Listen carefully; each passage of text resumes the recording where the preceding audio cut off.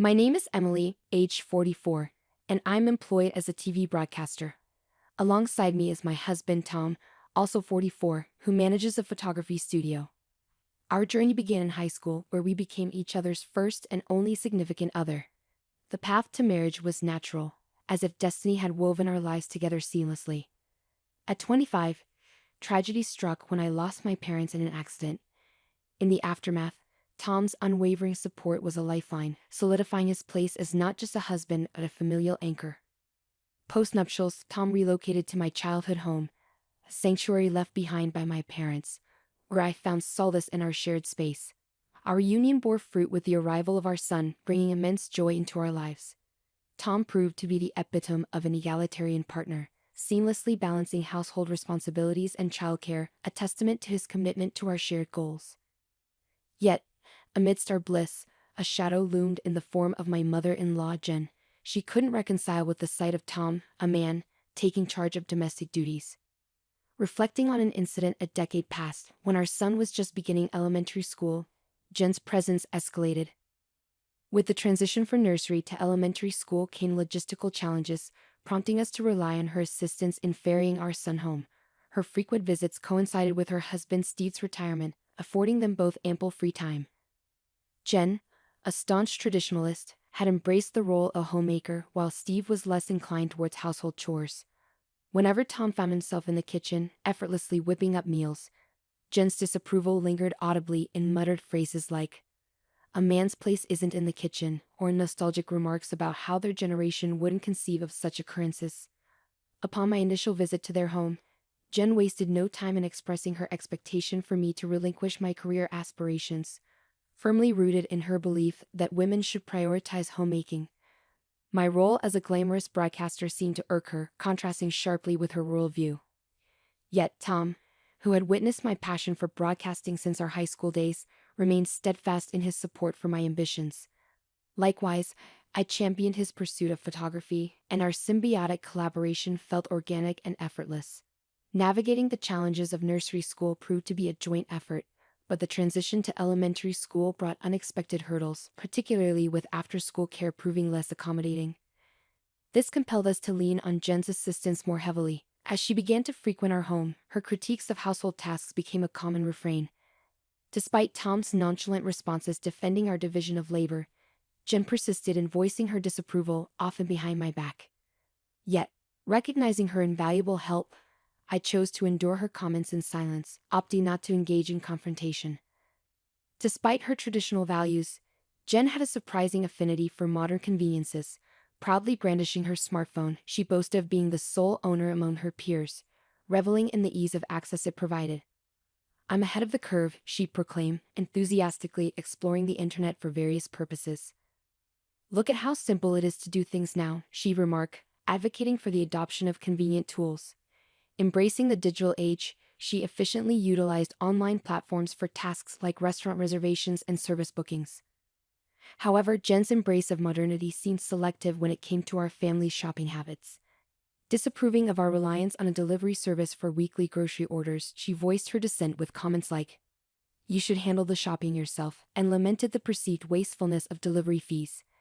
Yet, her tune changed upon discovering the option to order groceries online.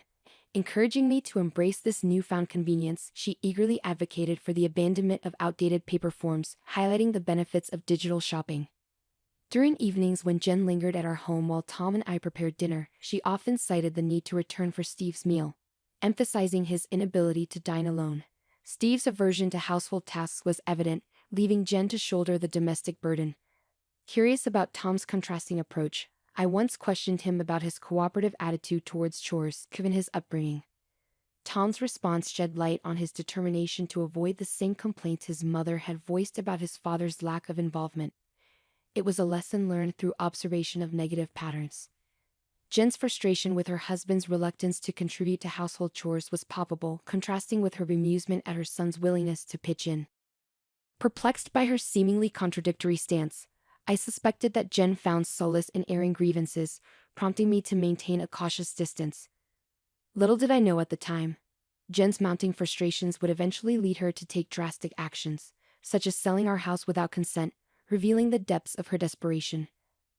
That summer brought an exciting opportunity when my company extended an invitation for a 2-month business trip abroad to cover a sports broadcast at the World Championship. It was a rare chance that felt like the culmination of my hard work and dedication. Recognizing the significance of this opportunity, I turned to Tom for guidance. Amidst his own commitments, he expressed uncertainty about managing both work and caring for our son John. It was then that Jen, who had been quietly listening, stepped in with an offer to assist. Despite lingering reservations from past encounters, the absence of alternative options left me with little choice but to entrust John's care to Jen. While considering the option of having Tom and John stay with Tom's parents, we realized the logistical challenges of commuting to school from their location. Ultimately, we settled on the arrangement of Jen staying at our home during weekdays to provide care for John.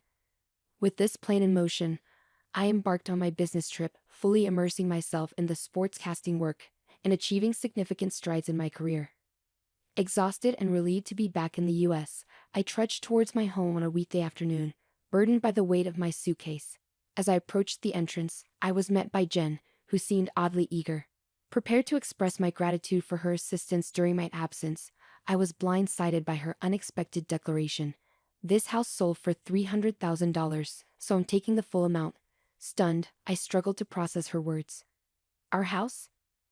I questioned incredulously, hoping for some clarification. With a gleam in her eyes, Jen affirmed, "Yes, this house. Well, actually, we don't technically own it." Her sudden backtrack only added to my confusion, prompting me to question the authenticity of her claim.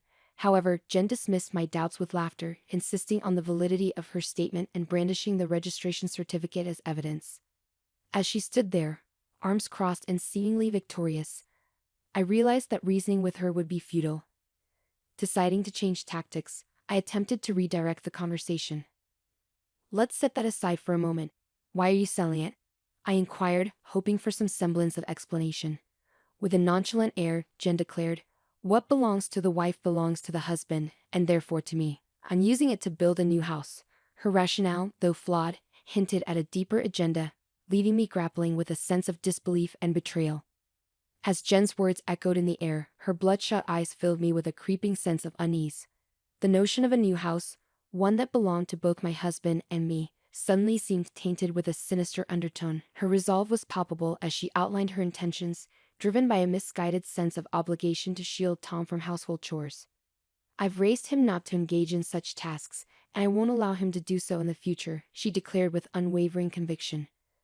As the pieces of the puzzle fell into place, it became clear that Jen's perception of Tom's role in our household had been distorted from the beginning. A simple act of solidarity, when Tom had insisted on sharing household responsibilities shortly after our marriage, had been misconstrued by Jen. In her eyes, Tom's willingness to contribute was a mere reflection of his residence in my house, rather than a genuine commitment to shared responsibilities. The concept of a working couple collaborating on household duties simply did not register in her worldview. Delving deeper into the situation, I discovered the underlying financial strain plaguing Jen and Steve following Steve's retirement. With his pension falling short, expectations and job opportunities scarce, they found themselves grappling with the daunting prospect of maintaining their rented apartment. It was this sense of desperation that drove them to resort to such unthinkable measures. "No, this house isn't mine, and Tom thinks it's normal to do housework," I asserted, attempting to counter Jen's accusations. Yet, before I could elaborate further, Jen dismissed my words as lies, adamantly refusing to entertain any alternative interpretation. Desperate for clarity amidst the chaos, I redirected the conversation towards practical details. "Where did you sell it?" I inquired, hoping to gain insight into the situation. Jen confirmed my suspicions, revealing that she had engaged an online evaluation real estate agent, AA Real Estate, to facilitate the sale. With minimal effort, the necessary documents were submitted, and the transaction proceeded seamlessly. "It's a convenient world, isn't it?"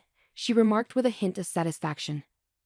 As the details emerged, it became apparent that Jen had acted impulsively, swayed by the assurances of the real estate agent.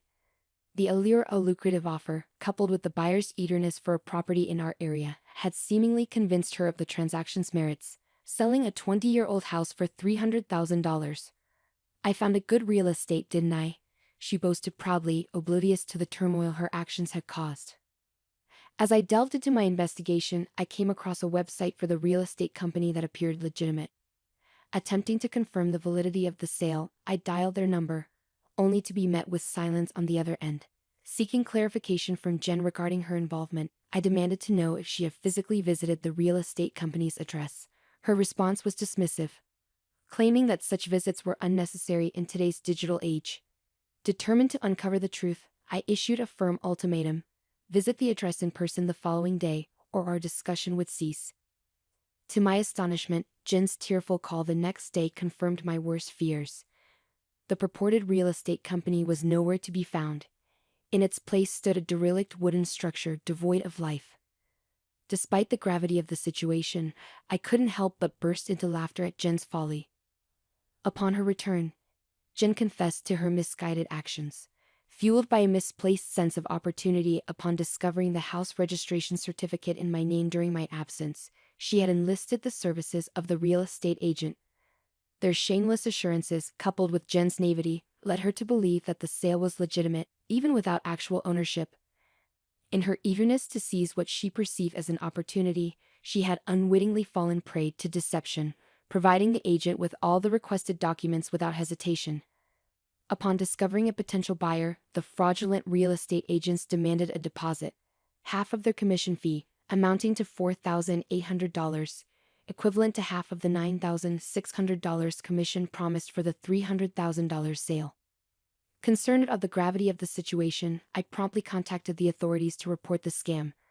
2 officers were dispatched to our home to investigate the matter further. To our dismay, the police officers revealed that such internet fraud, masquerading as legitimate real estate agents, had become increasingly prevalent. Their modus operandi involved offering free property valuations, soliciting official documents from unsuspecting victims, introducing a fictitious buyer, and then absconding with a hefty fee. It was a cunning scheme that preyed on the vulnerabilities of individuals seeking to sell their properties. With the proliferation of vacant houses and the ease of fabricating addresses for document delivery, such fraudulent activities had surged in recent times. The officers theorized that the fraudsters likely designated a postbox under a fictitious name to receive the documents. Trembling with apprehension, Jen cooperated with the police, providing them with vital information. However, their inquiry took a startling turn when the officer questioned Jen about the house deed. In a barely audible voice, she admitted, "No, it was the original." The revelation left the officer visibly astounded, underscoring the severity of the situation and the extent of Jen's unwitting participation in the scam. As the police officer turned to me for clarification, I calmly denied any involvement in requesting the deposit. "No, I didn't ask for that," I stated plainly. Despite Jen's visibly distressed state, the officer seemed to lean towards trusting my account over hers. "She says she didn't ask for it. Selling things on your own isn't advisable, madame." "This situation is outrageous," he admonished, casting a disapproving glance at Jen, who remained silent, her lip bitten in remorse. Turning his attention back to Jen, the officer probed further about the deed registration. "You sent a copy, right?" Her barely audible response, "No, it was the original," left the officer even more incredulous. His dismay evident, he exchanged a glance with me, silently acknowledging the gravity of the situation. Sensing the need for resolution, the officer inquired about filing a theft report. However, I declined, explaining that the document had no validity in the sale process. "Actually, this house has already been sold to someone else," I revealed, elaborating on the legal changes that rendered the deed registration obsolete in such transactions. While I cherished the deed as a memento of my parents' legacy, its practical significance had diminished over time. With this revelation, the reality of the situation began to sink in, leaving Jen with a heavy sense of regret. As the reality of the situation began to dawn on Jen, she realized her misunderstanding regarding the deed and its implications. In her mind, the presence of the deed signified ongoing ownership of the house. Unaware that its significance had diminished in the sale process orchestrated by the fraudsters, faced with embarrassment and frustration, she turned her gaze towards me with a hint of resentment, questioning why I hadn't sold the house myself. Her muttered words stung, insinuating that my career choices had led to our current predicament. Meeting her gaze with a calm resolve, I explained the true reason behind the sale: Tom's ambition to pursue his dream photography business. With insufficient funds to kickstart his venture, we had made the difficult decision to part with our cherished family home, selling it to an acquaintance and subsequently renting it back. As I recounted the series of events, Jen's demeanor shifted, her shoulders slumping in defeat. Her tearful outburst laid bare the deeper frustrations plaguing her own life, revealing the stark contrast between her own marital struggles and our united front. As she lamented her husband's perceived shortcomings, her grievances poured forth unabated, leaving the police officer at a loss for words as he struggled to navigate the emotional turmoil unfolding before him. Despite filing a fraud report, the perpetrators remained elusive, evading capture for over a decade, leaving little hope for the recovery of the lost funds. In the wake of the ordeal, Steve's trust in Jen waned, prompting him to assume full control over their finances. Stripped of any financial autonomy, Jen found herself relegated to seeking Steve's approval for even the most basic expenses, a restriction she found suffocating and frustrating. As she grappled with the consequences of her actions, Jen turned to Tom for solace, only to be met with a reminder of her own culpability. Bereft of disposable income, she sought employment through senior job listings, eventually finding fulfillment in teaching the elderly how to navigate modern technology. Despite her own struggles, Jen's empathetic approach endeared her to her students, earning her respect for her ability to relate to their challenges and patiently guide them through the intricacies of smartphone usage. Though her circumstances had shifted dramatically, Jen found solace in her newfound role, finding purpose in helping others navigate the digital age. Steve, driven perhaps by his pride, found senior roles unfulfilling and promptly resigned, leaving him without a source of income. Meanwhile, Jen's schedule has become increasingly hectic, often leaving him to tend to household chores as she attends to her commitments. Surprisingly, Steve has discovered a newfound passion for cooking and is honing his skills in the kitchen. The dynamics in Tom's parents' household have shifted dramatically, yet both individuals seem to have found a sense of satisfaction in their new roles. In my own journey, following a successful overseas business trip, I've ascended the career ladder and now serve as the anchor for the evening news. Tom's photography studio is thriving, and together, we've accumulated enough savings to contemplate repurchasing and renovating the family home. We remain grateful to our acquaintance who allowed us to retain ownership of the house despite the distressing ordeal we endured. Ultimately, the situation proved beneficial for Tom's parents. As our son nears adulthood at 17, I've imparted this tale to him as a lesson on the dangers of internet fraud. However, out of respect for his grandparents, I've chosen to keep the aspect of their attempt to sell our house a secret, preserving their dignity.